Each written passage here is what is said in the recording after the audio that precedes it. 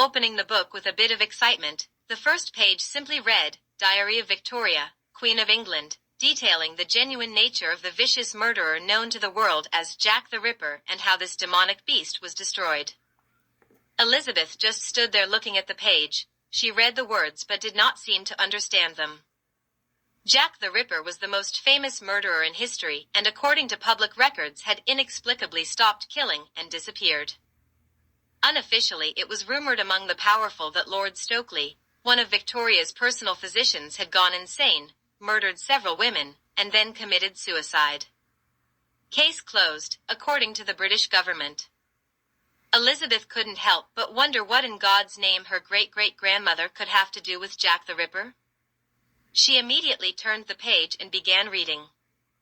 Time passed. Elizabeth was unsure of how much time had passed, but as she turned the last page of the diary she was filled with dread and horror, and suddenly wished she had not been so curious. The tale it told seemed incredible, something one would find in a penny dreadful book. If what she had read was true, then some evil had occupied the bodies of several people, turning seemingly normal human beings into cruel, vicious killers. Beginning in the mid-1880s, this unidentified evil had murdered its way across America, conveying itself from person to person, eventually making its way to London in the fall of 1888. It was there that this evil took the form of Jack the Ripper, murdered several women, tricked the authorities into believing it was dead, then attempted to possess Queen Victoria, thus taking control of the entire British Empire.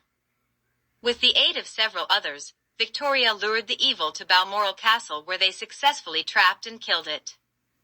However, Victoria also wrote of her doubts as to whether they had truly ended this evil, and the possibility that it may have escaped their trap altogether. The threat that she most feared was the evil's desire to take control of the monarchy and gain dominion over the British Empire. This, she warned, demonstrated intelligence and intent to somehow gain control over the entire human race. If this evil had indeed escaped, or if there were others somewhere in the world, it posed a threat to all people everywhere. Elizabeth was so shocked and dismayed by what she had just read that she never heard her father re-enter the room, nor did she have any idea of how long he had been standing next to her. So it was quite a surprise when she was shaken out of her daze to the sound of her father saying in a quite annoyed tone, "Elizabeth, what in God's name are you doing?" To get the whole story of how Victoria defeated Jack the Ripper, check out the new book Queen Victoria vs. Jack the Ripper, now available on Amazon. It is an amazing story which will redefine the Jack the Ripper genre.